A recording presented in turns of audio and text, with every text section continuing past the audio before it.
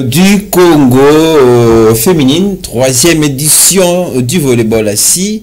Nous recevons pour vous dans ce plateau spécial l'équipe des ASPP, l'association sportive du Palais du Peuple. En tout cas, nous sommes accompagnés de cette équipe. Merci de nous choisir, merci de nous suivre de partout. Vous êtes sur FM Télévision, très content de vous recevoir. Vous avez le choix de comment nous suivre sur notre page Facebook qui restera accessible jusqu'à la fin de l'émission. Vous pouvez également nous regarder sur notre chaîne YouTube. Alors, pour Nagobanda, Nako Yamba, équipe Nabiso de notre Bango tout à l'heure, ASPP, c'est-à-dire Association Sportive Palais du Peuple, équipe peut évoluer à Palais du Peuple, va s'entraîner d'ailleurs. Ils ont équipe qui a représenté le société plusieurs fois à la FM Télévision. Pour Nagobanda, nous allons recevoir d'abord M. Thierry Congo, Mbote Wei Malam. Mbote ndeko journaliste. Santé Malam, tout ça dans les langues. Moi. En tout cas, marié langa weza makasi malili makasi mais. Mais bino sportif beaucoup malili parce que vous s'entraînez tous les jours, c'est ça. Tout ka malili parce que tous abatu malili ko ya ngo mais tant que tous na travail malili za raté. OK, donc il y a pas de problème na rappeler bande ko bota la biso zali coach ya équipe ASPP. Pour toi tu comme on a déjà un bilili aux ali pembeni ya coach. Pardon, capitaine Yoyo Kavu, Mbote na Okapo. Mbote. Santé madame Okapo. Non, Nangola nzamenza mazobatela, tout va bien. Boni ba entraînement, boni ba préparation. Entraînement ezoleka très kitoko. Tozo préparer peu bien. En tout cas, c'est un minko koyamba yo na loboko na ya mobali to sali na ba jo komi balé to bana ndeko Farida Simba. Vous n'allez pas ça? Non, pas ça. Tu peux espérer pas ça, mon soir, on a vu ça. Bambote belé, sango boni. Sango bien? Sango bien, ça. Ah, ok, très bien. Merci beaucoup. On va rappeler qui Congo. Ça va pas qui Congo, on a toujours une question à qui Congo. Tu as mbipé Ndeko Rebecca Balombe Nabiso, Djogo, bonne santé. Merci beaucoup. Donc, c'est comme je le disais, c'est l'équipe de l'association sportive Palais du Peuple avec Bangonde Tokobeta Masolo et Tali, troisième édition, il y a Coupe du Congo, il y a volleyball.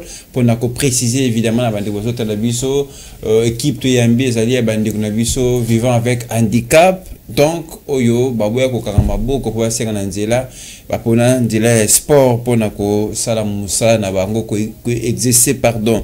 Passion na bango de tout zana bango le trobete masolo surtout pour la coupe du Congo. Alors coach Maloba Ombokayo donc botaki kaka na né au 24 pardon bon discuter qui coupe du Congo et betement na province bon bozonga qui na ba médaille bon présenter qui ont déjà une fois pour la rappeler peut-être de boîte la biso mais wana bozali ko se préparer pour la troisième édition ya coupe du Congo.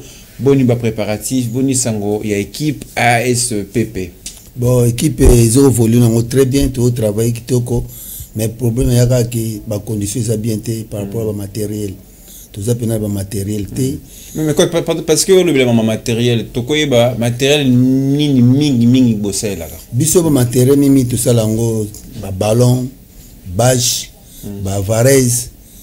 Yango de tout yango besoin makasi parce que ça yango identification na biso pena na terrain et oyeba na té un sportif dans na terrain faut mon dans tenir sport voilà. Équipement surtout hein? Voilà équipement on a donc on a besoin surtout de tout qui na compétition boye yango mo toujours légal mingi na télévision parce que koyebisa bandeko batala biso sous malamu bazala ba o basala ka bazo boka bambongo passer par là côté boka mbongo yango parce que les lots qui ba soutenir sport à ba personne handicapée nandimite lobby to komona bandiko mususu monde to mona ranjela oba benga ba mandia nandimite bakozala soki continue nandimite bakozala yango toujours senga kaka soutien na gouvernement batala biso malam surtout papa na biso Didier Boudimu ndenga ye na sepela ministre sport asika na sepela ki na vision mokonda mboka ndenga pona ki parce que aza pena na initiative ya sport donc ameka pe kotala côté ba personne handicapée et vous allez la meilleure pour la vision. Mais puisque cité ministre des Sports Yassika Didier Boudimbo, mais vous allez payer un ministre à ce qui pas spécialement la personne vivant avec handicap Madame Irène et Sambo, est-ce que déjà beaucoup de la penaillé, est-ce qu'elle a peut-être au courant de l'existence à volleyball assis, personne vivant avec handicap? En tout cas, maman Irène et Sambo, coup de chapeau pas Zali, félicitations sur ma casse n'endenge, beaucoup d'abord zong si parce que tout ça qui n'a pas projet ma casse naie, na sepening bazong si parce que na ba plan oya sali sikoyo asali direction bi mes sport ezali yango pe na zebise ke ayeba ke coupe du Congo comme pembeni akomona biso to ya komona na bureau équipe mobimba to ya to féliciter pe to pc ba doléance na biso pour na ba préparation auto zanango félicitations Irène Sambo Diata ngala benga ka dame d'affaires donc to za simana wayebi moko biso tout volleyball asi to soutenir ka ya 100%. Bientôt tu vas comment on poto kutana. C'est très important. On va peut-être n'a pas ça pas capo coach puisque au lobby yango sport n'a pas personne avec handicap et c'est surtout comme basicate. On repère par exemple n'a pas ndeko babeta basket sur fauteuil par exemple. Oui. On peut qu'il n'a pas compétition à Libana Mboka. Alors qu'est-ce qui fait que volleyball assis est à peine reconnu? Qu'est-ce qui fait que tu vas ébi pena bino mingité coach? Premier biso ya volleyball à Cizali, tu as dit na président pena ya makasité oya ko soutenir biso. So moni bandeko tangi ya basketball la fauteuil ba mati ponini, bakutana ki na ndeko jeje kizubanata yementa matisi yango. Parce qu'il y a zaki sportif, anobeta na Tunisie, ndenga ya na RDC ayi ko soutenir pika sport ya pratikaka, ayi kutana nango a soutenir bandicapé yango. Est-ce que volleyball assis vous appelez na bakambi na bino ya fédération fédération volleyball à Cizali, mais actuellement siège nous en Lubumbashi, mais Izali, Bazali, mais soutien na biso to là, dengi président Bilou Maloua, aye espoir na biso nous c'est pas na parce que yende koloma solo, parce que na Congo to tambola plateau to betango dada poni grâce à président Maloua, ba te belé bana ba chaîne ba télévision na mbokao, mais pour kende kuna il faut au solo là, mais pas président Malou fait vert. Donc on zamba battre la cahier, il y a des ambassadeurs handicapés RDC, zamba battre la, il y a plus que makasi belé. Nandenga bela qui biso tout aux alégo tout, dans toi qui mal à l'aise, mais dernièrement na solo na albinanga coach, si qu'on a en forme, toujours continuer ma projet na biso. Merci beaucoup coach pour ma précision. On dit que yo capitaine Mutuna Peponayo ma préparation pour la coupe du Congo. Oui, que performance ya malam ou na kata compétition ça secret na ngwe zali préparation yo en tant que capitaine boni ba préparation à équipe. En tout cas la préparation ezole kanango bien malgré que tozo s'entraîner na ba norme et singélité mais tozo na biso bien tozo préparer vraiment tozo sala ba entraînement presque na ba jour tout ça la mardi jeudi na samedi wana toujours na palais du peuple quand na palais du peuple wana tozo ngakate tozo ngakate ba jour wana tozo la ka présent chaque jour na pardon na 3 jours wana par semaine na palais du peuple tozo la wana tozo ngakate tozo se préparer tozo vraiment prête tozo zela kaka compétition jour réseau voilà na septembre hein, on te rappelé non na août plutôt na août merci et cap on une préparation qui est na ba supporter na bino ba fan na bino ba balingaka ASPP est-ce que vous assurer bango ni niveau bo betan sou dada bo ça la mieux qui est édition tay koleka.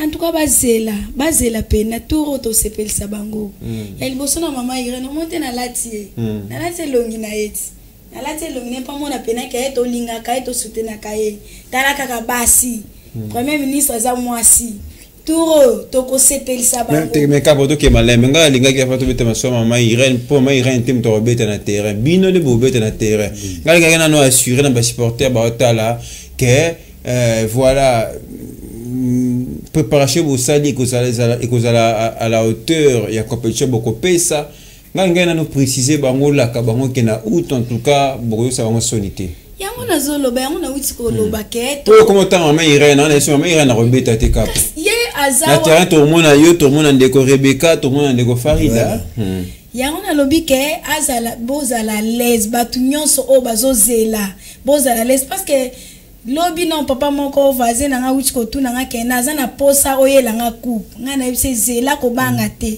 troisième édition oh vraiment toza prête toko ya pena na coupe wana libena na ko kita awa tozo préparer vraiment to ndimi ko to kufa au moins ce qui net le vendredi ndi naza bo etam suna ko lamba te moi mbongo wana na bomba ya transport pour le besoin nga na kena entraînement pour na préparer coupe du Congo oh en tout cas tozo préparer ma casse vraiment.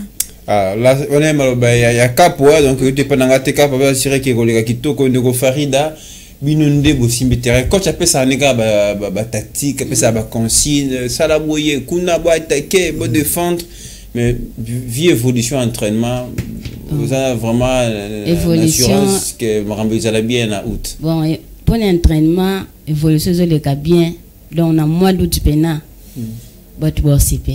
Na biso na batel boso mais rôle ya ndeko Farida na tenza kanio ça la rapport bon biso to beta ngo to ki pa poste te poste nyo ça va pour to ça la système de rotation donc to beta poste tout non beta en quand la système de rotation na poste ni yo mona so ba biso kende nango o mona vraiment za kales ndeko Farida ah bon poste nyo ça va pesa nga za kales donc voilà poste nyo ok.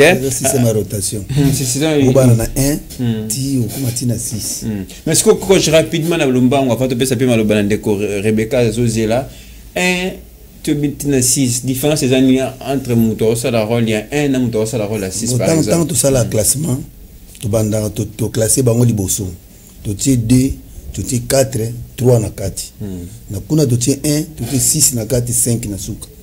Si ko tant to beta suki to ba marquer biso point ou bien biso to marquer il faut usala rotation oazaki na 3 a commis na 2 oazaki na 2 a kiti na 1 siko ngana na kopande oaza na 2 na oaza na 1 différence na bango ezani rôle na bango ezani na ndenge na moni kapo pa osinga maloba fa pesa kapo coach nano parce que yende pena wana masolo coach quand mutaza na 1 a bani match na 1 na oaza na 3 différence na bango ezani différence ya oza na ba poste mais oza na 3 il y a des femmes toi relayer 3 za na rôle ba kasi poni 3 za lokola passer il ne faut pas ça passe dans ballon et les capables il y a pas na yenda ba pesa pasa ko pesa 2 a ko pesa 4 tout comme soki iki mabe a point direct il continue à terrain pour ça passe ça une coach 3 na 6 na 6 aussi 6 na défense 6 na défense parce que babal so bazana na muto azo pesa service makasi mingi bien madotaki pa na 6 il faut za makasi na ba retour OK capo yo poste na mingi nga na mona ko senga malo bolingo baksa nini tenangena bakisaka ke ndenge ka coach wichi ko lobake ndengo tuna ki différence entre poste 4 na 1 poste 4 muto akoki ko sumatie mbala moko bali wana yazana pona ko pesa so ba pese pasi asumati yango mais poste eza poste ya livraison c'est que muto azana base pena ko biso bloko to zaka na biso na gardien te ya simbi bale wana tanga kena livraison pa beta na ngama baninga kuna moi différence yango wana merci alors ndeko Rebecca malobombo kayo pa pardon préparation championnat aux pour mettre nina ba supporter ya ASPP pardon les canaux bien micro surtout d'aba lobby da na ba sansuni na ba sater le ka vraiment bien ba on surtout ba ozela lettre okende elo ba ya elo ekoya kakati mais même pour na coach ba relever ba souci belé à préparation boto c'est pas na condition et singalité na des choses appel likamba ko ba ça va par rapport à ngo na lobby boy o eza soki ba misatu mubimba batho bazoya tobeta sitekane loko moko bato balanda biso ba mona teke bato aza bosenga ba bosenga eza vraiment belé eza vraiment de belé bosenga eza belé pour améliorer service wana alors je rappelle to yambi équipe ya association sportive il y a pas le du peuple au Bazali qui préparé 3e édition de la Coupe du Congo féminine il y a volleyball assis donc bandé que oyo bazana biso bazali vraiment entrer à préparer championnat alors to kine na régie ba présenter biso mieux na image ezali équipe ya ASPP ndenge basi entraînaka ndenge basi préparaka surtout donc zongere évidemment élément au maître Malo Abili que face à Kendaki ko visiter bango pour atteindre la condition de préparation, la condition d'entraînement et un championnat. Total et mon Abili to se retrouver juste après pour la suite, il y a plateau spécial Nabisson.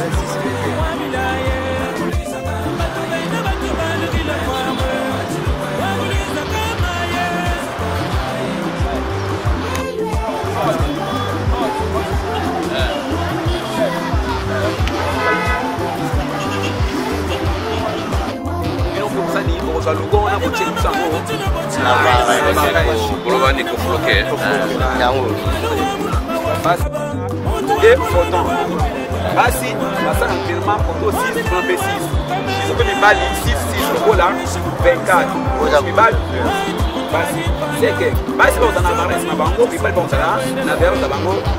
Et leur vraiment chef to yami bino na sur makasi. Banda to banda entraînement awa. Comme si que nous sommes abandonnés, croyez que nous sommes avec un handicap qui ne connaît rien, tout en gâté, mais nous avons personne avec un handicap, ok, nous avons intellectuel, responsable, nous avons bana, nous avons s'entraîner à Wapambate, nous avons lukande, lisungi, entraînement, sport, il y a paralympique, au biso ça personne vivant avec un handicap, et ils ont rendre biso bocacité, sublicité. Moyen à veiller nos kits exotiques. Mais qu'aucun mois, tous a abandonné, mais tous a entraînement awa. Liboso pena parler du peuple. Bah autoriser biso simplement qu'au sal awa. Chef, je vous assure, ceux qui mourent ezama makasi awa, bashi o ezo chauffé, au ressentir moi aussi ma bonne pena exotique. Mais il y a beaucoup de salles que notre président Fatih Béton a tourné le biso ango, nan ba autoriser bisoté, to ba no na ba salle wana. To zela to sabla nzambe tango président akofonga ba salle oignon sur kola oza liboso na biso na obatonga tonga kuna mususu eza na kati ya stade to zela kaka soki président apesi mbela afongoli biso ba terrain wana biso personne avec handicap to bandi ko sa entraînement wana to ko sa entraînement na sengo na kimia muto ko sala boyete mais to zande makasi vraiment na mnitu o to za na compétition to beta nde Lubumbashi parce que volleyball asik eza na Lubumbashi e banda kuna ndenge biso bandi awa to kende et là yo biso passe les sous awa ezanini tango tozo souffrir awa tozo ya lokola ngana na chango o kona za chango muso za lukunga muso za na funa komba inkole baba nini ba masina tina maluku l'essentiel ke ba ya kaka ko sa entraînement awa problème à transport tozo en transporter ezala mutu ka ke no kozwata makal soki nza masungi biso chef ninga zana mayebi ndia porte biso fongami muto to lukaka maintenant chef tant de l'entraînement awa ba lokola awa iboko ça fait 3 mois toza ni pomade baramede on a penza ezati bashi oyo bashi a volleyball asir eza mu chelou tango ballon a beta ballon et en cheta boye pour na beta ma chete na lozonga na sengo na lozonga na mi difficulté c'est que mukoto kozwa bash opena volleyball asir c'est que toko beta même na poto toko beta bango vraiment to yaka penza ma sécurité to na ko beta baler banda to banda entraînement to bano bela makasi mais vraiment ko bela biso et comme plan rare bomba bomba vérité ni angoyo Otala kana bilili Fondation Maloua. Mais la personne de Maloua y est yo.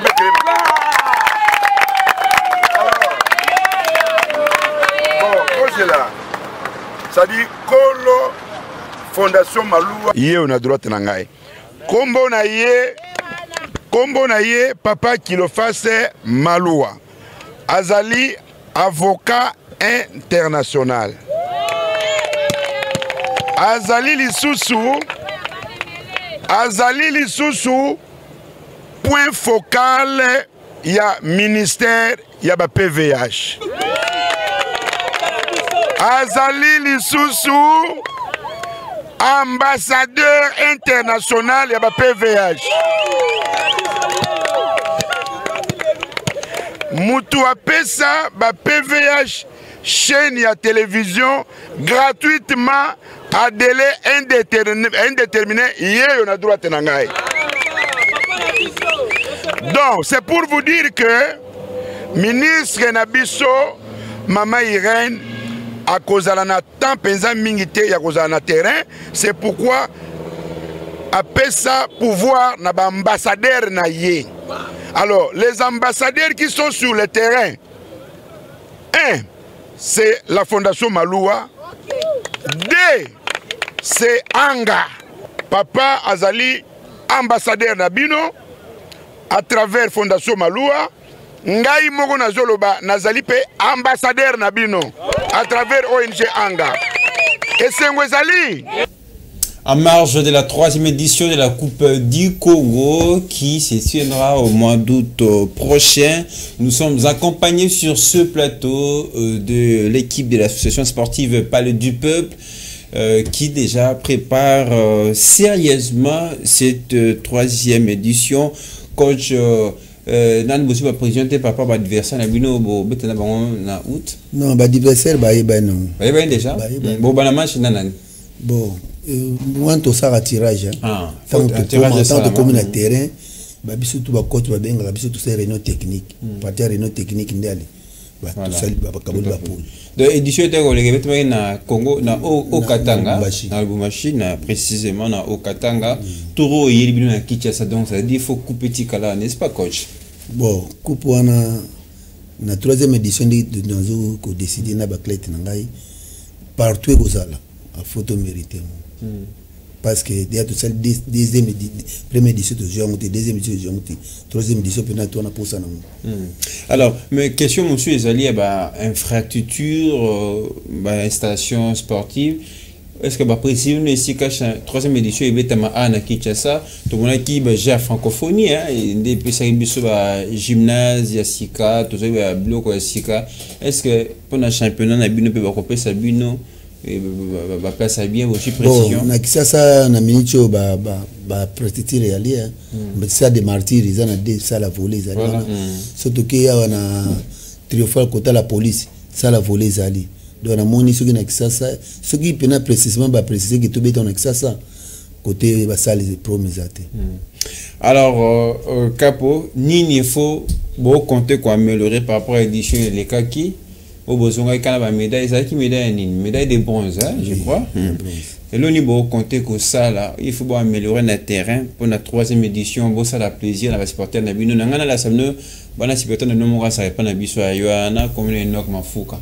Ni il faut compter pour améliorer justement Capo pour la édition et zoya et kubana na mois d'août. Non, au tozo lukaka to améliorer ça ni. Tozana nde tobetaka bale na kati ya terrain balekisa bale mbala moko te ya liboso ke tozofandisa 3 passes c'est-à-dire tobetaka 3 passes avant de marquer but c'est ça nga na beti na pesi passe ya pesi kapo boye na ballon te to mira na plateau nga pe na beta na nga malheureusement boye na ballon te fa boye na ballon na l'accès malheureusement to na ballon te bon prochainement pour fan na nous nous comme le Don Benjamin il y a ratandondo il peut beta makasa a kanisa ki ke boye non peut pas meka bon Capo continue na yango wana soki to vandisa kaka succès zaki non to vandisa non 3 passes wana pour tant que naki première compétition zaki na kaka neti to ke net tourisme na koloba parce que tu es quitter frère au sala nini il faut beta tout le monde a que so OK na yo to seno ba jozongi yana on a problème té mais deuxième tour tu comprendre que il faut vraiment qu'on y pèse les meilleurs ya bino moko. C'est-à-dire coach ana ta ko vanda na kata terrain te abete la bino. C'est-à-dire que biso moko faut to mi pesa o ya biso ba to la vraiment talent o to moi mayele o ba coach ba pesi biso ana to monisa yango na miso ba na kata terrain. Yango on to préparer vraiment makasi. Deko Rebecca yo particulièrement na terrain, va micro poste na mingo lingara miko beta. Oh, place au bétia, on peut ça meilleur na yo, on peut coach à ces pela, non, ça poste ni. Bon, on peut na lingane na banana la linga vraiment un des années ko service, ah mais on est facile hein, un de Robert. Yo sur ka ballon lancer jeu ici. Bon, banana moi j'ai dans un avantage. Voilà, on continue. Mais si on s'engage, on mona ngwa. On mande to betanga. Ah, donc tu regardes pour l'entraînement, voilà. Capitaine a été livré on va pour déplacer qui t'en va c'est que tu as est-ce que donc je me remets express on a tout le monde en décalage. Capitaine a livré qui va bien en livraison. Ah, livraison. Ah, moi na yekola pas mal hein. Mais ngapé na roya ko s'entraîner. Deko Rebecca, championnat Zouya. Je micro de Rebecca et pardon de Farida excusez-moi championnat Zouya na Kinshasa oyo ke demandé Boyambi makanisi na eza nini pour na championnat 3e édition ya championnat Coupe du Congo oyo Muzemba ba équipe sur ta province Bamboka Ebele bon makanisi na eza ka ke libenda na photo zwango hein donc photo là coupe na photo zwango na mo cheka go on les accompagnements donc di benda na photo zongo yango donc tozo mi pesa donc to mi pesa na entraînement donc tout ça la autre ko ça pour to mériter yo kwana alors de Rebecca bien linga ko bana na rôle ya ko ya livraison bon yo bonga poste na so pesa ngana ça la ngamo bien j'ai belé mais o za ramaso ba chuwana coach a venu saka mutu ba ochoka très bien Farida poste 3 hein poste 3 on ça la ni yango donc yo za passer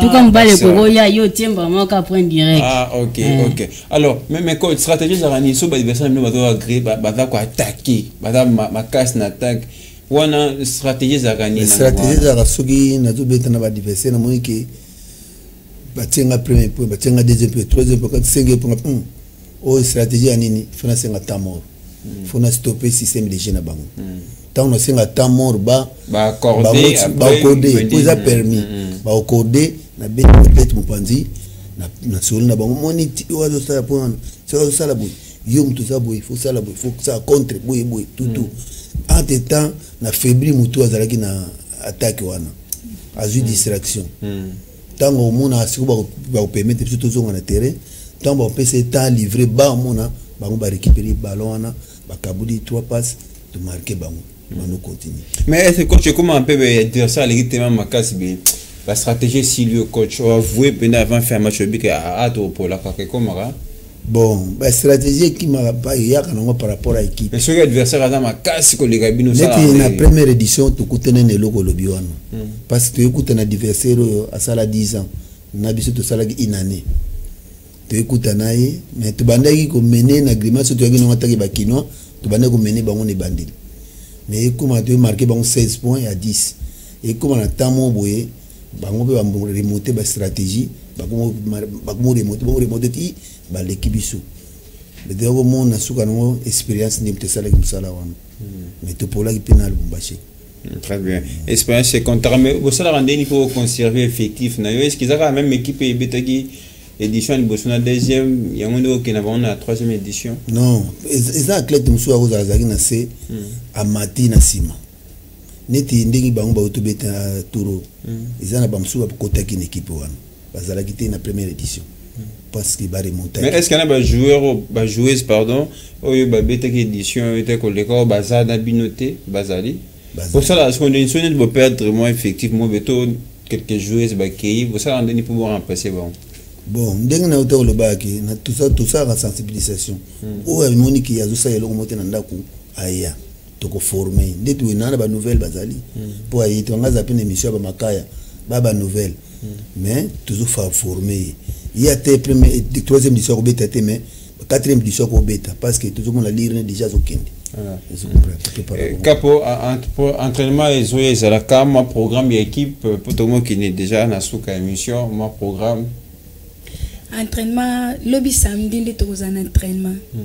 Samedi, aux entraînement. Toujours, on a parlé du peuple. Quand on a parlé du peuple, Bissika Bena, l'issa bakonze zalaka. Maintenant, quand est-ce que on a rappelé bien de Badika? Ezo lekelanga toza wana pour la visibilité, mais toza kolela air nyos, bazo mona bisote vraiment. Papa Daniel Bumba, toza wana gouverneur asika. Na yebi ke changement oye nango changement ezana makamnyo surtout. Toza na vraiment toze la bino. Toze la bino wa soutenir président Malou. Président Malou hein. Président Malou. Ndenge zawana, ndenge président Malou a telemi wana soki ke po eloko oye tombwa ma ezo forme. Mutu moka telema nani wana net ngai premièrement pour na benga président Malou a Moïse so na bengi Moïse comprendre kamba moko eza papa Malou soki atelemi wana bani ko betsa biso ata ba match amical wana omona ke un jour opesa na réseau équipe oyo ekende liboso ya omona zaka fier na ngondo omona ke outi ko tuna coach mutuna pona ko zo ba clet wana na tam situ ngai na makasi pona luka ya basi na tambola makasi moral suka ya kaka so na pio moral okoya. Merci beaucoup. Donc lobby entraînement samedi hein na samedi ma tobanaka 7h juste 10h to 6. Très bien, 7h to 10h. On est pas na ko sous ce coach na zo zongela yo ndeko Rebecca poto comme na suka, est-ce que vous avez na bateau yo koki ko senga ba on peut soutien toujours dans le cadre de la préparation il y a championnat. Et puis moi mot de la fin pour aller là parce que tu continues tu voyais même les sous avant août pour na to succès. Bon nazana ko senga na liboso na moko ndina biso ya mboka o baninga kusibini baninga président na biso Fati Beton azomona l'air nyonso tu baleki na bana na baso ya l'air nyonso tu na émission o amona te azomona te vraiment atika biso ka bundeni. Mais par rapport à championnat, là on y a il s'est sous na ba Kinois pour championnat tour bozo betango à domicile et que salama a na kisasa. Et Rosala bien. Et les bien. Merci beaucoup to succès na ndeko Farida. Yope le banayo asuka pour na toujours dans cadre de la préparation à championnat et Coupe du Congo. Le banayo asuka na pesina no merci.